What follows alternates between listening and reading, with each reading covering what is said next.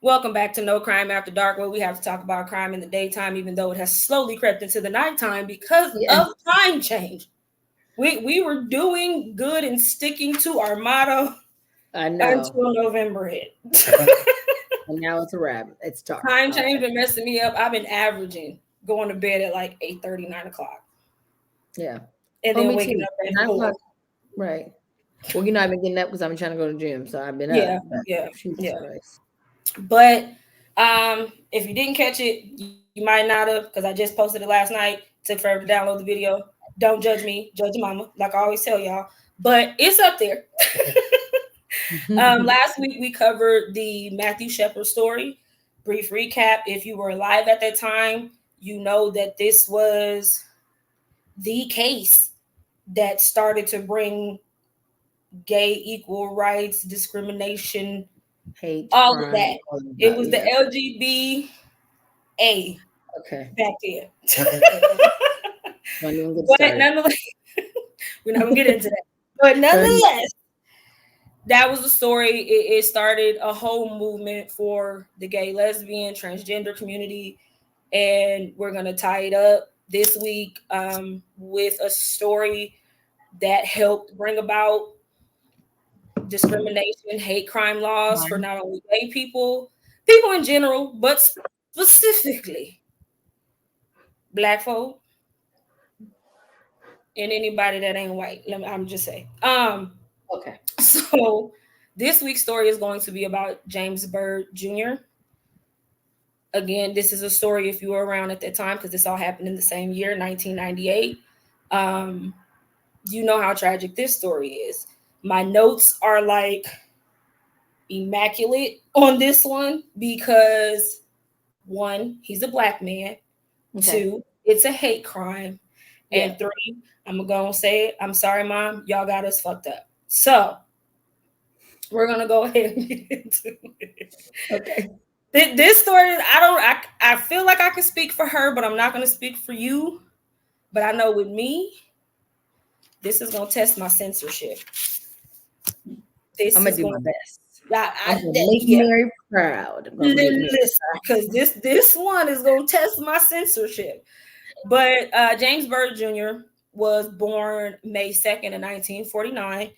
Um, he was raised in a two-parent home. He grew up in church. I can relate to that. He sang in the choir. I can also relate to that. And a lot of people while watching the documentary, they said he was an entertainer. To Yeah. some extent, I can relate to that. So Carefree. He was a jokester. yeah, like Yeah. he was that kid. He played in the band in high school. My brother can relate to that. And in 1967, he graduated from Rowe High School. I don't know if I spelled the name of it right, but Rowe High School. Hmm. Um, Not long after graduating high school, because he fell in love with his baby at one of these games. And 1970, they got married. And the same year, he had his first child, which was his daughter. Um, Girl, DJ them are because so he, loud. huh? I'm about to cuss them out. Can you push pause? Wait. All right, y'all. Shout out to StreamYard for having a pause option. But anyway, Kids don't know how to act. um, oh, James, he and his wife got married in 1970. Like anybody would do, they're newly married, have a newborn. You want to get a solid job, make some good money, so you and your family can be good. So Mhm. this was funny to me. But he Why? became a salesman. Not that he was a salesman, Oh, but because I know back in the day to be a they used to salesman, sell those right, vacuums. selling vacuum cleaners, you have to go door to door. Sure, yeah. It's funny to me because now we call people to harass them to buy stuff for everything now. Or just put it on TikTok and have. But Kirby was a good vacuum back in the day. Now Kirby was lit till the 90s. Yeah, I mean, I remember a couple people trying to come sell Granny a Kirby vacuum. She said, "I will sweep this floor." That's why it's funny though. Like you really like that's when hustling was at its prime. Like forget being a And then dope to man be or a any of door that. to You door, really had to get up clock in at whatever home base was for your job, Yeah. and then go out into designated neighborhoods, interrupt people's lives. Like the best time to get cussed out is knocking on my door on the Saturday morning. And then you're thinking, if you got to think, like, first of all, you have to have a good personality to go door to door and like Absolutely, I would fail at that even get horribly. someone to even try to listen, because you know what I mean, like, because I'm gonna stand the door. But if you have this great personality, I might be like, oh, what you selling, what you got, you know And what I me, mean? I'm Like, the type of person, I never succeeded as a salesperson for other businesses or companies. I do well for myself, or did well for myself with the boutique. But I know when I tell you I'm not interested in this credit card or this membership, it's that's what I fucking said. it. Oh, So I don't want you to push me and keep on. I already said what I said. right. It And then you ain't gotta my think those salesmen. I mean, he was like what was he like? They said he was top seller Best every seller, time. yeah, or seller of the year or whatever. And he used to win like getaways and stuff like that for having top seller. But my thing is like, he's not, and those are long hours, because if you say, oh, I'm here, and then she's like, my husband's at work, you have to come back later.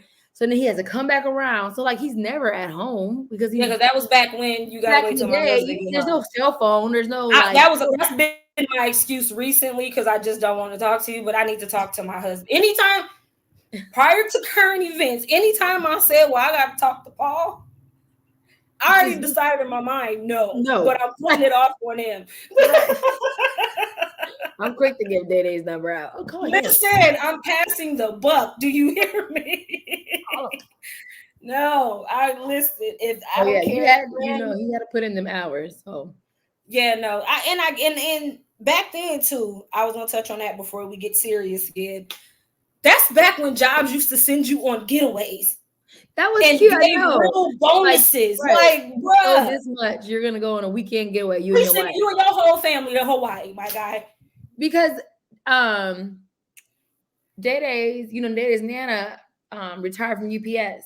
And her job sent her and their grandpa to Hilton Head, South Carolina, and that just like became their like best vacation ever. They go there, they used to go there after her job. Or whatever she won. I don't know what she did at her job, but if anybody's a supervisor, manager, business owner, CEO, if this happens to come across your whatever, those are good perks. I mean, you ain't got to send the whole family, but at least the husband and the wife, like, good grief, like Ron and Maisha, you can't send the whole family as a company. I see how you're not gonna do that. That's 6 people, but Ron and the mistress, you can at least send Ron and Maisha. Good grief, one or the other than did all the work. They can find a babysitter and pay them if you pay for the vacation. Like, good grief. Yeah. Anyway, back to the point at hand. We're just saying, as much as we complain about work and the perks back then, and they made 3 times as much as what I make right now. Yeah. But the businesses were compensating for that in other ways. However, exactly. Yeah. But back to the whole subject at hand. June 6, 1988. There was not much I could find online to give me a filler about him. I hate those kind of stories where you can't find a whole lot. I feel like there are websites out there that give that, but I don't know what they are yet. But the Byrd family united at the grandparents' house because James' niece was having a bridal shower. And as his daughter described it, it was like a mini family reunion. I'm not from the South, but I'm from the Midwest. My whole family, for the most part, is from the South. It only take a birthday to have a mini family reunion, at least in my experience. So it don't take much. He spent time with his family, celebrated the niece's bridal shower, the marriage. I'm assuming whatever, they probably grilled, had some ribs. Granny got in the kitchen, made some peach cobbler, some greens, potato salad. Like, they ate good. It was a good time. Yeah. I'm going to keep it that positive because at least he had the opportunity to have a great time. Have that time with his family. I wrote that down. Yes, we about to get into. But after celebrating his niece's bridal shower, he was also invited, I guess, either before or around the same time, to one of his friends' anniversary party. So he finished turning up with his family. He asked his sister, his sisters, because they were headed back to Houston, asked him, like, hey, can y'all drop me off over here? They like, cool. They drop him off. The one sister, I didn't catch her name or didn't write it down. I caught it. I didn't write her name down there. I just wrote sister. Yeah. She said when he got out the car, he walked so far ahead of the car. And she said it was kind of confusing, like what he stopped for, but he turned around, waved by. Unfortunately, that was the last time they saw him alive. And I'm not going to say the last part because it might seem insensitive. So he goes to the party. Party reportedly ended around 1 o'clock on June 7th. Yeah. I don't even know how to go into this because it's about to piss me off. That was the end of the night. That was in the night for him. I'm going to go straight to the end, so you go ahead. Okay, that was in the night for him. So early Sunday morning, June 7th,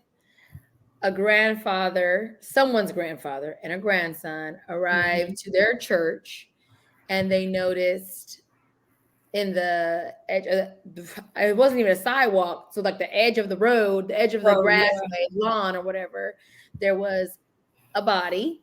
And they knew that it was obviously a black man, and they didn't know who it was because his head, shoulders. Wait. Okay. So it wasn't their church. What I got, they said they were taking a walk. Oh, okay. Yeah, they were taking a walk. But go ahead with the shoulder. But they're passing the church, right? So because the body was left at the church, a black church.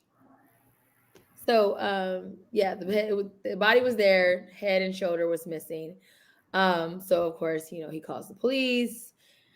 The police come, they assume it's a hit and run. Maybe they didn't see him. Just, it looked like a country little road. Like, I mean, it was small. In my mind, I've seen 1,000 of those country roads. So in my mind, I know exactly what that looks like. Right. Me too. That's why I'm like, I can see where they would get, hit and run. No one's seen them. They probably thought it was a deer. Yeah, because there's typically no street lights in those kind of areas. No you literally only have the porch and yard lights from it looks like house. Right. It looks like you have to, if a car's coming, you would have to pull over, let the car come. Yeah, like seriously. Right. So they get to the scene of this hit and run, they're assuming. And can you imagine being that lady? Like, it's a Sunday morning. Well, the sheriff. Wait, I'm gonna hit you. Wait, I'm gonna hit you with the Golden Girls. Picture it. Close your eyes. Jasper, Texas, 1998. Picture it. You get up. I'm gonna assume in 98 newspapers was still popping. That's how you got your news other than TV. Right. So she was probably going out. You talking about the lady that? That's the lady that found. Oh, okay. The body missing the head and shoulders. Yeah. She went out because they said she was old. They said elderly. Yeah. She wanted to get her Sunday paper off the front porch, the step, the lawn, whatever. Mm-hmm. Probably got her coffee brewing in the kitchen. Hush. And you walk out onto your front lawn next to your newspaper, in the proximity of your newspaper, is a body that has no head and no shoulders. No, it has a head and a shoulder. It has no body. Okay. Because it was the boy and the grandson that found the body with no head or shoulder. And it was the old woman 1.5 miles down the road that found the head and the shoulder. They said she called into 911, panicked. Yeah, they said she was panicking like it was not what she should been doing. I had never seen, what is this? It's not Halloween. My crazy behind, and I'm going to say this out loud, I would probably call you before common sense would say, call the police. Like, I mean, yeah, if I went outside, I'm so friendly.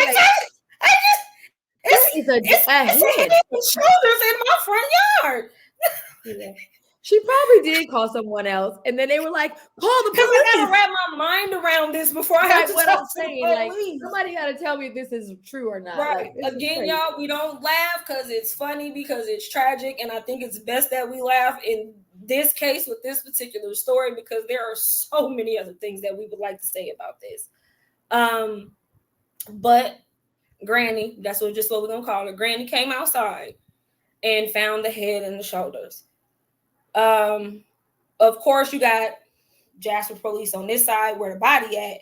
Now you got police on this side where the head and shoulders is at.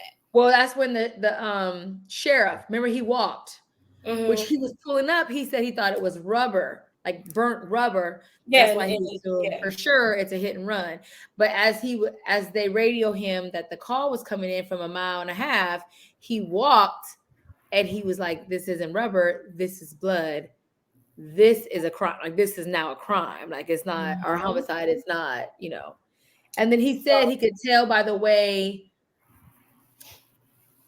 the blood pattern was moving, and by the way his feet were, that, or his ankles, is that Yeah, when he because was he said tied he up. could see the bone of the ankle, like And he yeah, said that he knew he was tied up. yeah.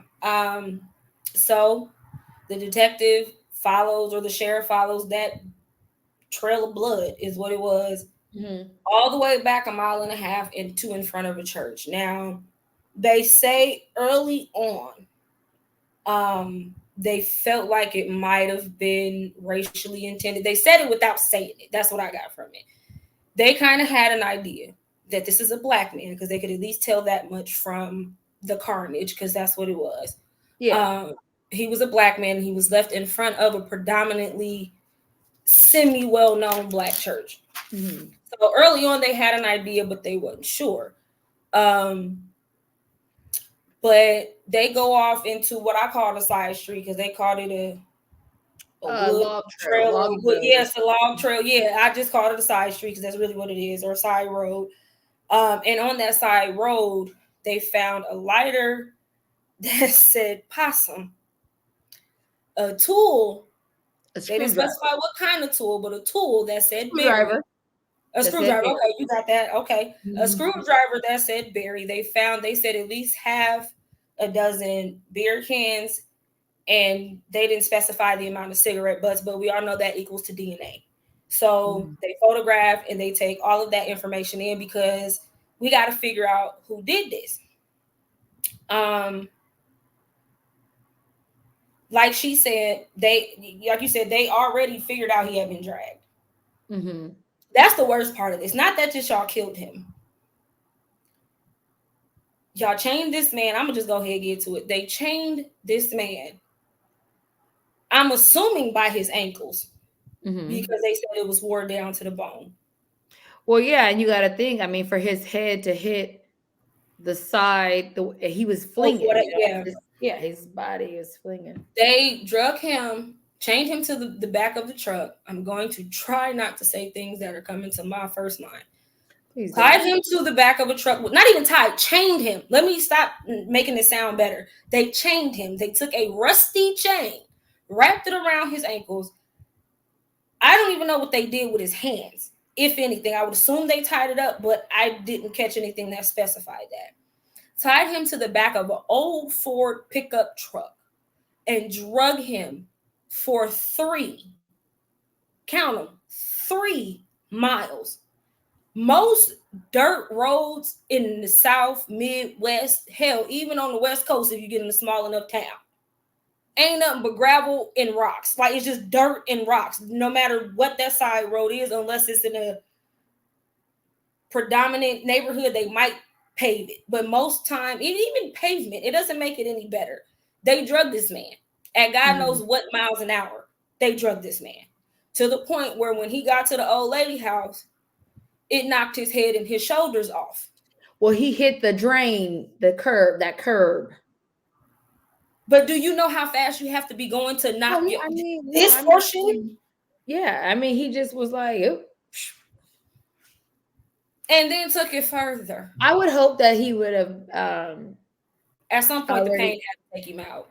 That's what I was saying. I would hope before he hit that, I would hope that he was already gone. So this is what happened. That's the end of it, but we still got more to tell y'all. But that's what happened, because I can't wait to get to that point, because it's terrible and y'all need to know. So anyways, the screwdriver said Barry. And again, this is a small town. Pretty much everybody knows everybody. So they kind of knew of some people that would do such a thing or that have been in trouble before. Because it wasn't too long where they, they knew who they were looking for anyway. You know, a kid. They said he was 18 at the time. The wallet. No, no. James Oh yeah, they did. James's wallet was found where the screwdriver and the lighter was. So that's how they knew that it was James Byrd Jr. Actually, it said from a half. What the documentary said, half a mile from the side of the road. So that's the side road. I said, and the body is where they found the wallet. So the wallet was somewhere along the way. Oh, okay. And it identified that James Byrd was the owner of that wallet because they pulled out his ID. Huff Creek Road was where all of this happened in Jasper. Funny thing about Huff Creek Road is from the map out they gave on the show that I'm gonna guesstimate that was at least 5 to 10 miles out the way from where he was headed to go home. Yeah. But Stephen Scott, 18-year-old Stephen Scott, called the police because now it's all over the news, everybody hearing it. And he's like, okay, so I wasn't gonna say nothing, but I was driving down that road and I do remember driving past somebody that fits James' description. I don't even know if they said had a name yet. They hadn't idea. Well, they knew, but I don't know how many people knew. And he was like, I drove past him, and basically shortly after he drove past him, he heard a loud vehicle. We know now as a truck, but a vehicle coming up shortly after he passed him up. And on the way back, he saw the same vehicle come back with 3 other people in the car, but the 4th person was James. But now, James was sitting in the car at this in the back. At this point, at this point, James is in the car with them. I'm trying to figure out how to say this. So, for those of us that look like me, her, or anywhere in between, we all know, one, you don't walk on back roads by yourself unless you are heavily familiar with that back road, and even then, don't do it unarmed. But I feel like wait. I'm not victim blaming. Because I feel like it's a small town. I feel like he probably knew them, even if just in passing, he recognized their faces. But don't get in the car with nobody you don't know, unless it's your Uber driver, and even then, be cautious. Yeah, no, I mean, I understand, but I just feel like, back in 98, they're not thinking that it's such a small town. Like you said, everybody knows everybody. Now, he probably knew their mamas and them, like, oh, I know your mom. You know what I mean? Like, it just, I could see him, and he was a little bit drunk, and they were drunk, so I could see that they're like, gonna ride? He's like, oh, yeah, you can ride up down to the second light. He was drunk. They was intentional. I mean, they were drunk, too, though, because they left a party. I'm not saying that, but it doesn't, being drunk don't make you a murderer. I'm just saying you're a murderer because you're a murderer. But I'm just saying, that's what I was saying. I learned. They're not saying, oh, it's because they were drunk. I'm just, No, that's what I was getting at. Is drunk or not, y'all was gonna do that either way. I was just saying. But when Scott gave a description of the vehicle, because we've been covering a lot of small towns the last like 3 or 4 episodes. But because it was a small town, the police is like, yeah, that nigga Barry. And that's his last name. I'm not going to give the pleasure of saying his first name. It's somewhere in my notes, but I'm not going to do it. Last name is Barry. Y'all figure it out. But I want to say his name. What was it? No, I got it in here. I didn't write none of their names down. Because I'm about to get irritated with myself. Barry. I still didn't write it down. Either way, Barry, I went by the last names for the killers. You can Google the story to get you their first names. But Barry was the owner of the truck. Just so happened, the way the stars and planets align and the Lord sets it up in the universe, whatever your beliefs are, this man got caught slipping during a regular traffic stop. They pulled this man over, and I'm going to come back to this point later on. I might do it now, but they pulled him over for expired tags. Teachable moment.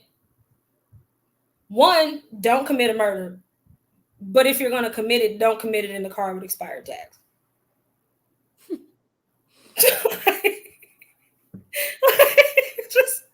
just a small piece of advice. I'm just saying, like, damn, we might have stayed under the radar for a period of time had it not been for the expired tags. Let's be real. We talk about true crime, murder, mystery, which kind of is hand in hand with how you could have avoided this situation. Primarily, just don't kill nobody. Like we said last week, mind your business. All you have to do, just mind your business. Yeah, they're not bothering you. Huh? Because he's not bothering you. Like, what? No, he's not. And that's why these two stories go hand in hand with the law that was set up, because it all boils down to they were not bothering you. They were minding their business, so you should have been doing the same. Mm-hmm. Period. But during that traffic stop, they also found out he had no insurance. So Barry went to jail.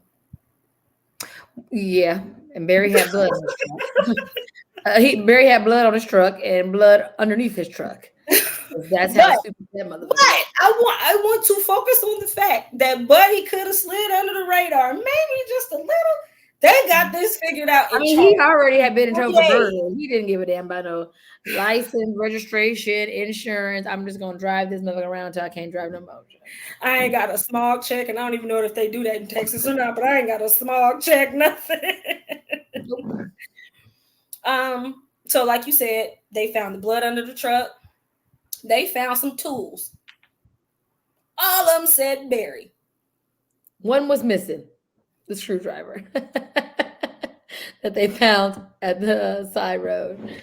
I'm not gonna say this because they definitely might flag us. I'm just like, you might as well just killed him and went to the police station. Because I mean, come the fuck on. I mean, not even went to the police station, killed him and sat there, called him on your cell phone and waited. Like, I mean, neither one. At least I can show you where I through this and through that. Like, so y'all ain't got to go through that much effort. Right, come pick me up. I did it. It was me. Yeah. But they said for the longest time, like, they asking him questions and he ain't budging. He ain't saying. I don't like the way the guy, even though I get the feel that they were saying, like, you know, that this was wrong and that it was a hate crime, it was a racist thing. You felt what I felt watching it. Right. Okay. But for him to sit there and say, well, Barry, if you just help, the evidence is pointing to this. If you just help us out, maybe. The way they described him. Oh, he had been in trouble before. He had been in jail for a robbery, but nothing too serious. Yeah. It's Texas though, so small town. I mean, I'm glad they did what they were supposed to do in terms of. I agree, and they didn't. I can also see how. Huh? I said they didn't pull a Burt and trying to make something. No, they ain't try to make the pieces fit like Burt did. And again, if you've been watching, y'all know who Burt is, and we all sick of Burt, okay? But they didn't try to make the pieces fit. But I also feel like if the evidence wasn't as strong as it was, and if science wasn't as far along as it was in '98, they would have found a way. You can't pay me to believe otherwise. No way. That's not my first time watching that documentary. Mm-hmm. And they definitely, the Jasper police, I'm going to say it, they definitely kind of sugar-coated, or I'm not going to say sugar-coated, they dumbed down Barry's part because he didn't fit the type. Because when they started describing the other two, they ain't had no problem with throwing them under the bus. Oh, no. Based on their background. Which leads us into this next one. Because like I said, Barry wasn't saying nothing. I have fought with myself on if I should say this verbatim or if I should dumb it down, and I'm going to dumb it down. So just say it like that man said it. I'm going to. That's what I said. Okay. I'm going to dumb it down because that would be the one thing to get us flagged. So after however long of questioning Barry and him not saying nothing, finally when he decided to say something, he blurted out, they went to F with those N words, and it got out of control. Now y'all fill in the blanks because I won't say how I wrote it. I wrote F and N. So no, I spelled out the whole sentence. I want to say how I wrote it, but They went to F with an N word, and it got out of control. So now he's spilling the beans. Check this out. It was me, my two roommates. We was invited to a party. We driving around. We can't find a party. So like while we trying to find a party, we see Buddy on the side of the road, and my two roommates is like, "Hey, ask him, do we want to ride? We gonna do woo wah wah wham." They never got into detail about what they were gonna do, but woo wah wah wham is what we gonna put it at. Barry, in parentheses, I wrote it down like this: thought they were just gonna rough him up, but he said when they got to the Huff Road, they started beating him when they got him out of the car, and he's like the violence. It just got worse and worse. Again, in my mind, I would assume they start picking up whatever was on the side of the road, beating him with it, whatever they had in the car. Just it got ridiculous. And the end result of that beating, because that wasn't enough, apparently. No, it's very lying to say I ran in the bush because I was scared. He peed on himself. I was gonna wait it out, but they made me get in the car with them. He peed on himself too. That's what he said. Yeah. Mm-hmm. He was scared. That's what Barry said. He was terrified, ran off in the bushes, and pissed on himself. That's exactly what that man said. He was terrified. He was terrified. And he said after he ran, that's when they tied him to the end of the truck. They drug him a little bit to where he was at, found him in the bushes. And it's his car, though. Let's cut to the chase. It is Barry's car.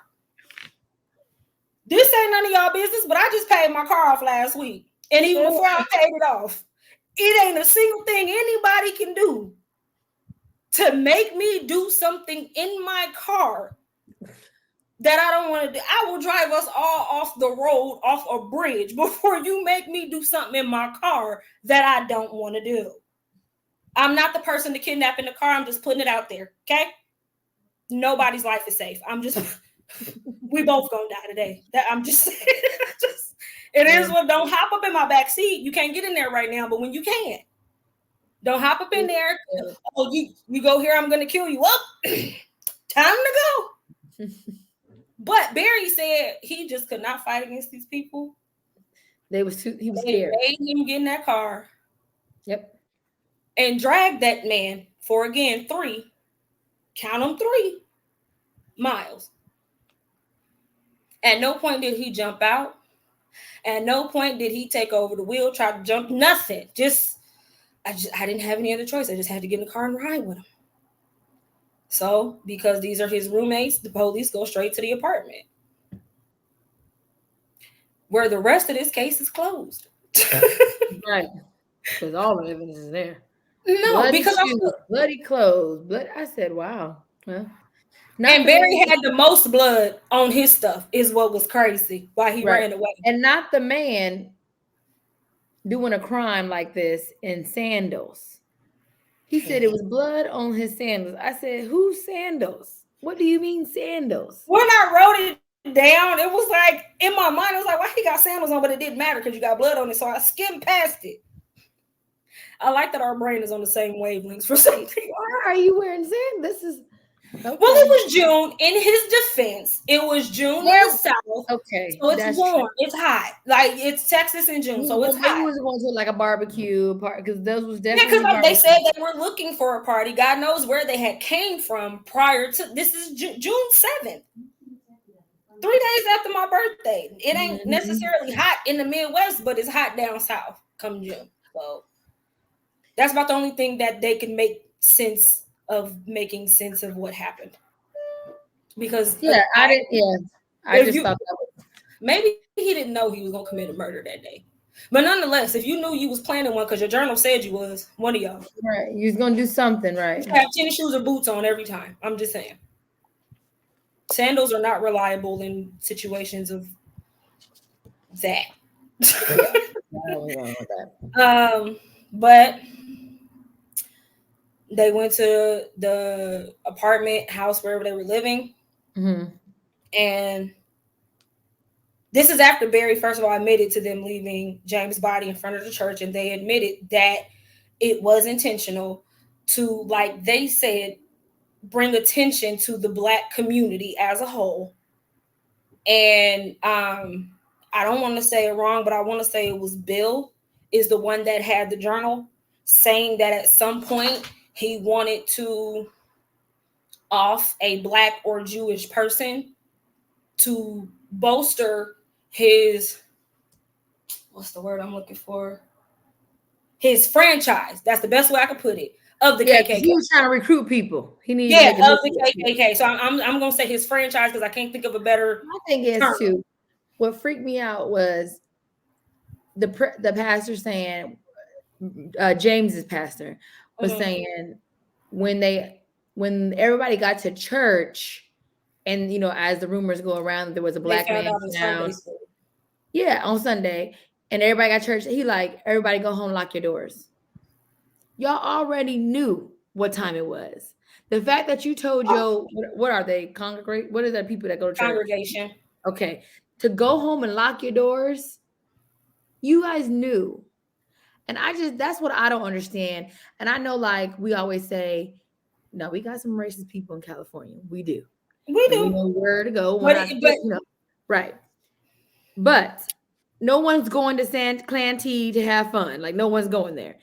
But if I went to La Jolla, in their right mind anyway. Right. If I go to La Jolla, I know people are not looking at me because I'm Black.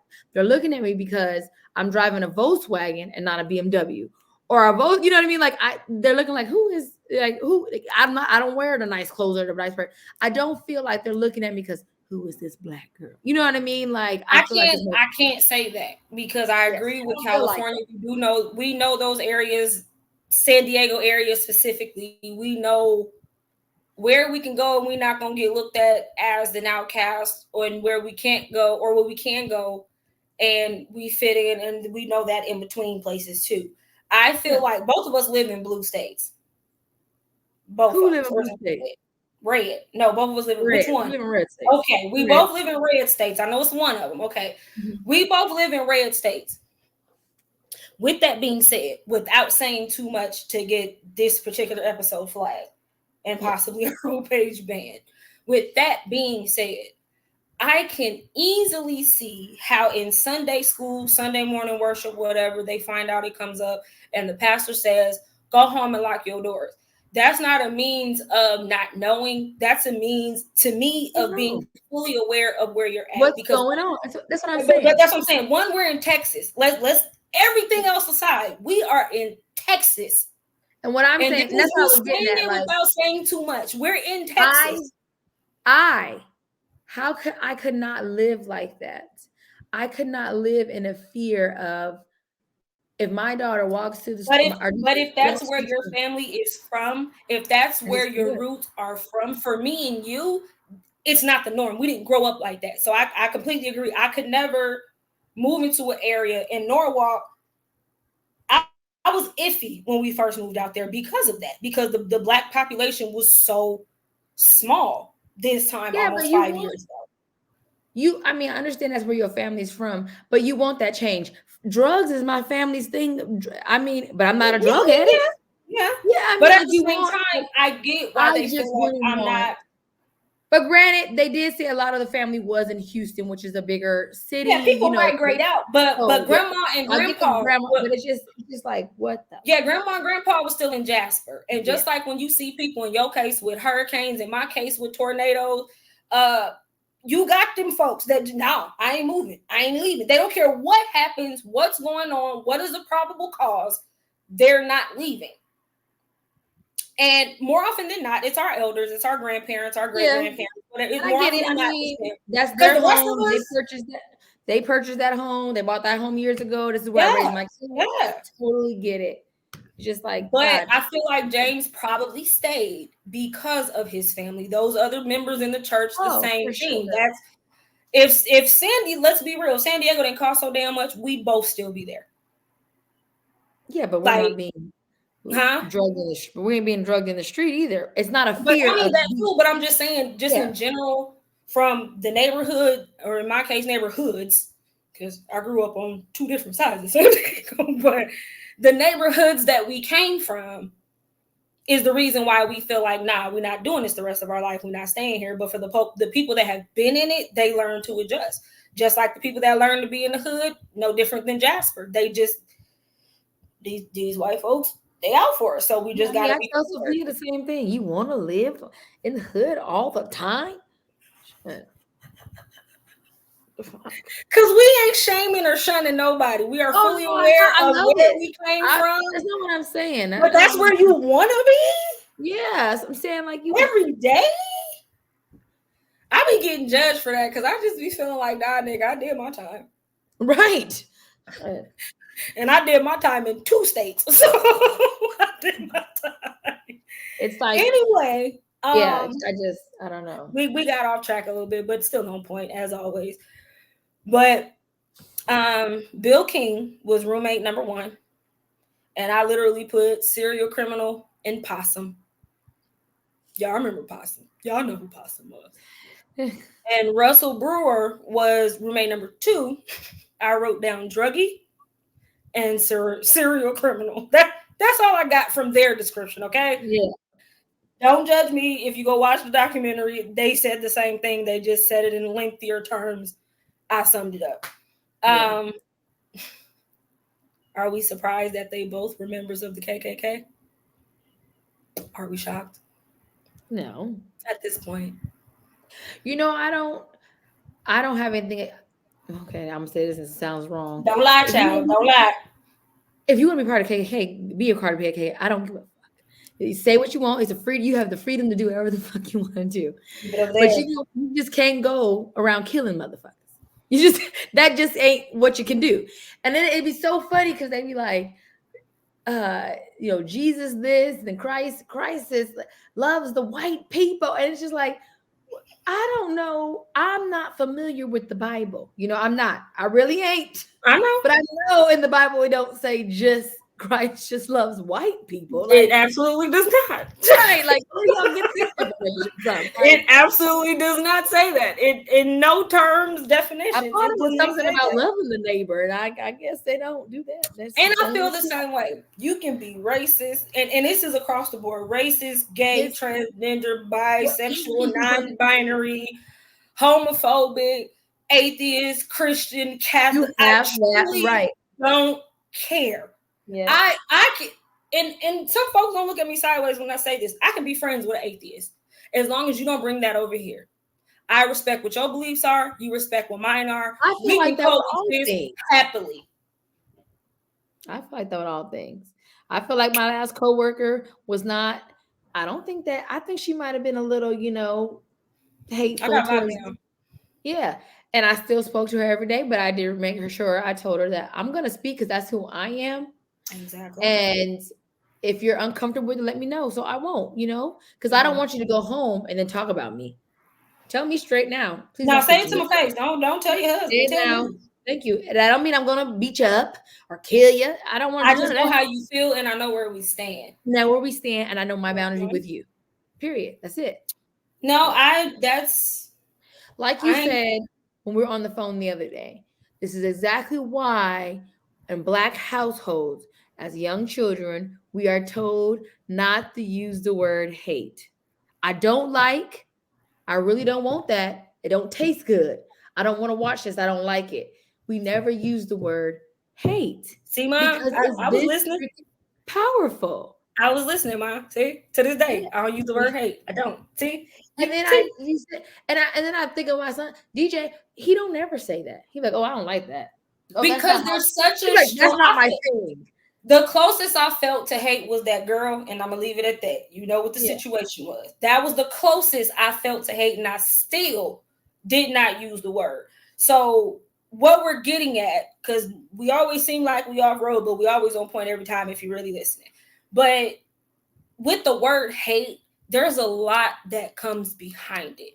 Between James Byrd and what's my boy Matthew. Between those two, Matthew Shepard, I was trying to remember his last name. Between those two, I feel like that is the full definition of hate in physical form. When you don't have enough self-control over yourself to dislike this person with the strongest affection and still not do them no harm. To me, those two situations, many others, but because we covered those two, are the best definitions of hate that we've seen acted out. And then still, after this happens to this man and his family, none of them said they hate. After all this. When the KKK and the new Black Panther Party was coming, because of course, and I'm gonna say it like it is, the KKK always starting something. So we're gonna do a rally on this day. This is weeks after James was murdered. Well, you was coming to rally and say, please let these men free because they did what? What was you rallying for? I never try to make sense of what the KKK talking about. I'm not gonna give myself the headache. Not gonna do it. Nope, not gonna do it. But the KKK took it upon themselves. Oh, this is weeks after he was murdered. They ain't even went to trial yet. They've been charged for murder, but they ain't even seen inside of a courtroom technically. KKK like, yeah, we finna have a rally. So you know how we do. We finna have one same time, same place. Yeah. This was the new Black Panther Party. And like she said, the family, Grandma got up there. Grandma Byrd got up there and said, we don't want no drama. We just want peace. Enough has already happened. Enough has been done. We don't need nothing else. And when you say better than me, because I'm always saying it. That's it. Because right there, you ain't gonna tell me you didn't drug DJ down the street and I'm gonna say peace. Peace. And peace to you. I'm gonna put it in the mind of his children. You chained my father with a rusty chain, no less. You didn't even have enough decency to get a new one, but a rusty chain, wrapped it around his ankles, drug him for 3 miles. It would take my grandma to say peace. Because no. I got grudges with family members right now because of other family members that passed for natural causes. It made sense that they died. This granny here would have said, grab the piece. That's what she would have said. Grab the piece. Let's all go. We know she with it. Yeah, she's not gonna play no peace game. This ain't gonna happen. But you know, I see the Bertie might have, but I don't know. But Bertha definitely would have tried to pray first. Yeah, no, Gertrude would have said, "Oh, this is what we're doing." I feel like as time went on, Gertrude would have let it go. But at the time, right at that instant, she on 10. But maybe time passed. Okay, it would have been when I took it too far. She said, "No, we can't do that right now." Because now I done got all y'all rounded up and we finna go do something. Now she's like, no, we can't. But James's daughter, I can see that she really has healed. The son, though, his son mad. Russ is he's upset. And anytime, and he gave the best explanation as to why I don't understand why minorities join the military. I do. He gave the best extent. Listen, for y'all, it worked out great. Yeah. For most people, it works out great. But Russ said exactly what I felt. Oh, I agree. He was in the military when he got the call. When he found out why and how it happened, he left the military because, like he said, how can I defend a country that doesn't defend me? He said that dragged my father down the road, is what he said. Dragged my father down the road. There you go. How can I do that? But he over there defending them have freedom to drag my daddy down the road. Let's be real. Had it been the roles reversed, they would have picked whoever they could find off the street that was black and fit the description. They took the time to figure out who did this. Let's call a buck a buck. They took the time to find the death penalty, and that, like she said, he was what, the second, third man to get death penalty for killing him? I wrote that down, child, because it blew my mind. Hold on. So we done went through most of it, so ain't no point. So the first person to go to trial was King. He was sentenced to death. He was the first white man in Texas to be put to death for the murder, killing, whatever you want to call it, of a black person. And the second, this is 1998, the second in the United States. This is 1998. Nigga, we were 8 years old. Wait, no, we were 13, 12, 13. 98. So everything that we know happened before we were even thought of a glimpse in our parents' eyes or ball sack happened. And then this happened, and the bill still wasn't put into law until until 2012. 2009. Oh, 2009. So a whole fucking 11 years later, y'all decided that what happened to Matthew Shepard and James Byrd was bad enough for y'all to finally put and instill and indoctrinate hate laws so people could actually pay for what they do to people. But let's keep it a buck. Several hate crimes have happened since then. Oh, for sure. Black, Mexican, his sister too. Asian. She was really. His sister was really sweet. Girl, I cried at the end of that documentary. I tried not to cry because I never going on in my life. So I did. The emotion came over me, but I caught myself. I'm gonna say that because, again, mind your business. That man was walking home. He was not worried about y'all till y'all pulled up on him. Now, granted, 2 out of 3 y'all ain't here because one of y'all got executed, Brewer, in 2011, and I don't know how I missed 19. He got executed in 2019. Mm-hmm. And this is my personal opinion on the death penalty. We should never wait that long. I was about to say, why are we dragging it out? Yeah, I don't understand it. Why does it take 10 years for this? We know he did it. He admitted to doing it. They should drug them down the road. That's what I felt like. Yeah. I mean, I hope they didn't hear you over what I was saying because I heard what you were saying, so we can't. Okay, just like I said, the F with the N words, I'm gonna need you. Okay, they should have D'd him down the road. Together. Y'all should have H'd him with a C to the back of a T. Had the whole town lining up like this to watch it. Again, drag race. For new viewers, we are not laughing because this is funny by any means. This is how a normal conversation would go if we were not on the phone with each other. If we were on the phone, FaceTime, whatever. This is how a normal conversation would go. And sometimes you just have to make a joke or something before. You have to laugh to keep from crying or being upset. And in this case, because we're Black, y'all might look at her and wonder, but she's Black. I wonder. Everybody, I remember people used to think you was Asian. I was Black. But I remember people used to think you was Asian, child. I remember that. They like, you sure you ain't got no child? She is Mexican and Black. She is just, she got both the minority. She fighting double. My dad's sister said the same thing. You're going to do that ancestry. You're going to find out you're Asian. No, I'm not. Now, I ain't said it for so long, though. Like, I don't think it's as bad now as it was then, but your eyes definitely was given a dash of Asian. It was. But no, she Mexican and Black. She fighting twice as hard, okay? Yep. She got a whole lot of people to defend. I just got one general. No, nonetheless, we don't take it lightly.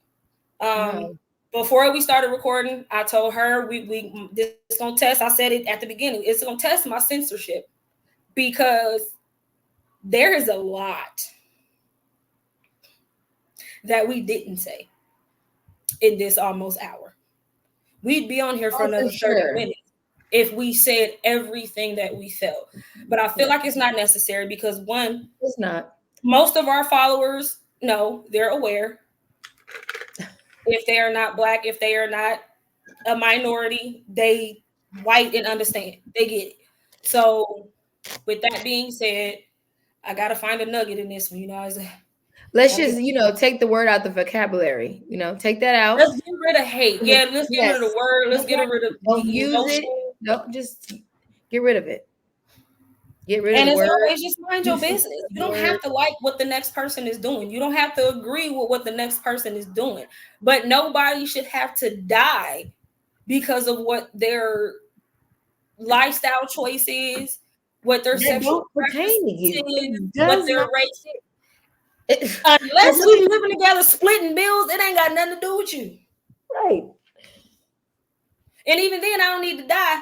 Just put me out. But still. And I'm sorry if you don't like my Black skin. I was born this way. I'm not sorry. Because, baby, I didn't ask for this, and I'm not mad that I am this. So I'm saying I was born this way. I'm, sorry for you. You finna get all this Blackness. I'm a little lighter now because the sun ain't shining as much out here in the Oh, Midwest. dinner. But in the summertime, I love to get my black on. I agree. Okay. I agree. She like to get her tan on so she can be a little blacker. So Yep. let white folks be white, let black folks be black, let gay people be gay, let people do them, and as long as it's not affecting you, shut the fuck up. Leave them the fuck alone. Just would you want somebody pointing or signaling singling your child out? That's the best way I can put it. Do you want somebody singling your child out because of whatever it is they feel like isn't right or they don't agree with? I just feel like people need to be more empathetic about other people's situations and other things, because I feel like some people just don't care unless it pertains to them and their family.